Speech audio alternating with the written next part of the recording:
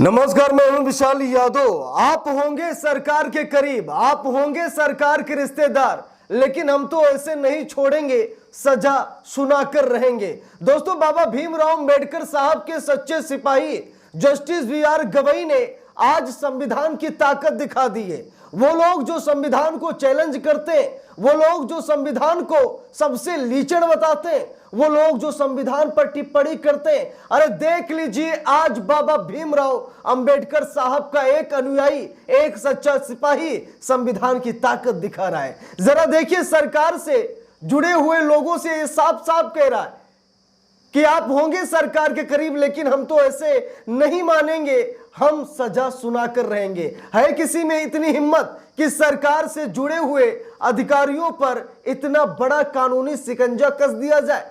वो वित्त मंत्री निर्मला सीतारमण, जिन पर बेंगलुरु की एक अदालत ने एफआईआर का आदेश दिया था, लेकिन तब कोलकाता हाई कोर्ट ने एफआईआर रद्द कर दिया था।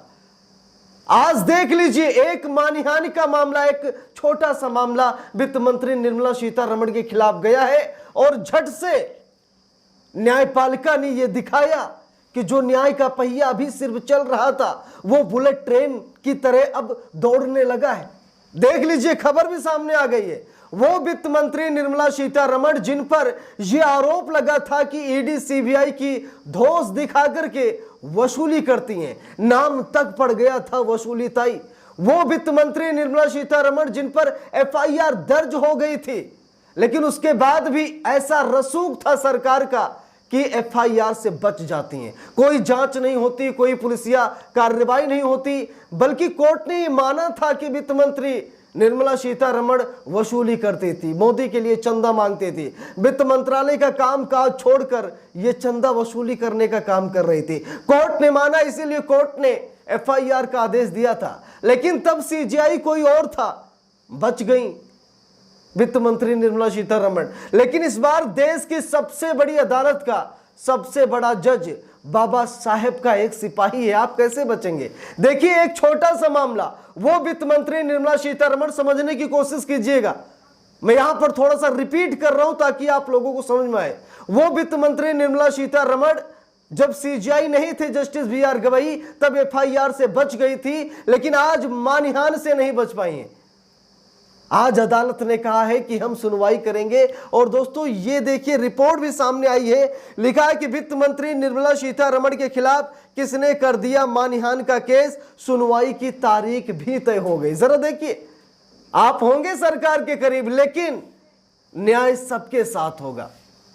दोस्तों, बात यह है कि केंद्रीय वित्त मंत्री निर्मला सीतारमण को मानहानि के मामले में अदालती कार्रवाई का सामना करना पड़ेगा। दिल्ली में आम आदमी पार्टी के पूर्व विधायक सोमनाथ भारती की पत्नी की तरफ से यह केस दर्ज कराया गया है। आरोप यह लगाया गया है कि सोमनाथ भारती की पत्नी ने यह कहा है कि वित्त मंत्री निर्मला सीतारमण हमारे वैवाहिक जीवन में चल रहे विवाद पर इन्होंने टिप्पणी की है। और सबसे बड़ी बात यह दोस्तों कि आपराधिक मानहानि का मामला दर्ज किया गया है। कोर्ट ने तारीख भी दी है, हम आपको तारीख भी दिखाएंगे। जरा देखिए, लिखा भी है, दिल्ली की एक अदालत ने आम आदमी पार्टी यानी आपके पूर्व विधायक सोमनाथ भारती की पत्नी लिपिका मित्रा की ओर से केंद्रीय वित्त मंत्री निर्मला सीतारमण के खिलाफ दायर आपराधिक मानहानि शिकायत की सुनवाई के लिए 26 जून की तारीख तय की है। लिपिका मित्रा ने सीतारमण पर आरोप लगाया है कि वित्त मंत्री ने सोमनाथ भारती से उनके यानी लिपिका के वैवाहिक विवाद को लेकर के बयान दिए थे, इसीलिए यह मानहानि का केस ठोका गया था।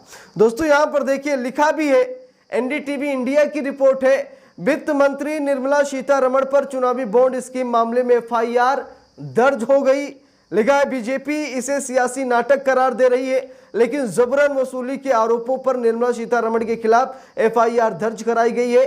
इस शिकायत में कई अन्य नेताओं के नाम भी शामिल है। दोस्तों, कई नेताओं के नाम सामने आए थे। एफआईआर लिखी गई थी, बेंगलुरु की एक अदालत ने एफआईआर का आदेश दिया था, लेकिन तब हाई कोर्ट ने मना कर दिया। हाई कोर्ट ने एफआईआर को रद्द करा दिया। क्यों करा दिया? क्योंकि आप सभी को पता है कि वित्त मंत्री हैं कौन।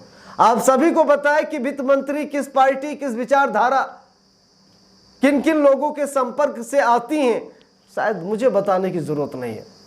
लेकिन दोस्तों आज सीजीआई बनते ही मानहानि जैसे छोटे मामलों में भी यहां पर वित्त मंत्री निर्मला सीतारमण नहीं बच पा रही हैं। और वित्त मंत्री निर्मला सीतारमण ही नहीं बल्कि नंबर सबका आएगा जो लोग संविधान को चैलेंज करेंगे, जो लोग मनमानी करेंगे इस देश में, जो लोग संविधान को तार तार करेंगे। बाबा साहेब के सिपाही छोड़ने वाले नहीं है। दोस्तों यहां पर देखिए 26 जून को होगी सुनवाई। वित्त मंत्री निर्मला सीतारमण को अब कोर्ट कचहरी के चक्कर भी काटने पड़ेंगे। अब ऐसा नहीं है कि मोदी सरकार में मंत्री हैं तो आप कुछ भी करेंगी और आपको छोड़ दिया जाएगा। देखिए खबर में लिखा है, जस्टिस ने यह भी कहा कि हालांकि समन विधिवत तामील हो गया है और इसकी पावती भी मिल गई है। आरोपी पक्ष ने शिकायत की एक प्रति मांगी है। शिकायतकर्ता पक्ष कथित अपमानजनक सामग्री साक्षात्कार के लिंक के साथ इसकी सॉफ्ट कॉपी उपलब्ध कराने के लिए सहमत है। उन्होंने कहा कि मामले पर विचार के लिए 26 जून 2025 की तारीख तय की गई है। देखिए लिखा है वित्त मंत्री पर क्या है आरोप। लिखा है सीतारमण पर 17 मई 2024 को एक प्रेस वार्ता में भारतीय की प्रतिष्ठा को धूमिल करने और आम चुनाव में उनकी जीत की संभावनाओं को कमजोर करने के इरादे से अपमानजनक, झूठे और दुर्भावनापूर्ण बयान देने के आरोप लगे हैं और ये आरोप कहीं न कहीं सिद्ध पाया गया है। इसीलिए वित्त मंत्री पर आपराधिक मुकदमा, यहां पर आपराधिक मानहानि का मुकदमा ठोका गया है। और सबसे बड़ी बात है दोस्तों कि अदालत की पावर देखिए, न्याय की पावर देखिए, संविधान की पावर देखिए। आप भले ही किसी भी सरकार में हो, किसी भी बड़े नेता के टच में क्यों ना हो, जस्टिस BR गवई ने तो पहले ही कह दिया था आप होंगे सरकार के करीब, हम तो ऐसे नहीं छोड़ेंगे, हम सजा सुनाकर रहेंगे। जाकर बता देना सरकार से, ऐसा कोई नहीं अभी तक ऐसा जज हुआ जो इस तरीके की बातें करे। लेकिन ये बातें क्यों की जा रही हैं? क्योंकि जस्टिस BR गवई कोई साधारण इंसान नहीं बल्कि बाबा भीमराव अंबेडकर साहब के सच्चे अनुयायी हैं। वो जहां जाते हैं बाबा साहेब की चर्चा करते हैं। उनका कोई कार्यक्रम हो वो हमेशा बाबा साहेब की चर्चा करते हैं। क्यों करते हैं? क्योंकि बचपन से उन्होंने बाबा साहेब के बारे में सोचा है, मनन किया है, पढ़ाई की है और ये बार बार बताते हैं कि अगर आज मैं दलित, आज मैं अछूत, अगर देश की सबसे बड़ी अदालत का सबसे बड़ा जज बन पाया हूं तो ये बाबा भीमराव अंबेडकर साहब की देन है। अगर मैं जज बना तो ये बाबा साहेब के संविधान की देन है।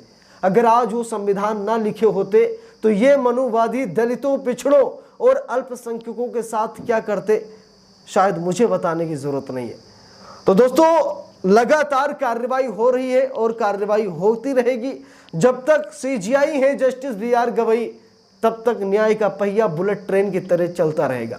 इस बुरे मामले पर आप सभी लोगों को क्या राय है कमेंट करके जरूर बताइएगा। वीडियो को लाइक, शेयर, अगर चैनल पर नए हैं सब्सक्राइब करके सपोर्ट कीजिएगा। मिलते हैं दूसरी वीडियो में, तब तक के लिए बहुत बहुत धन्यवाद।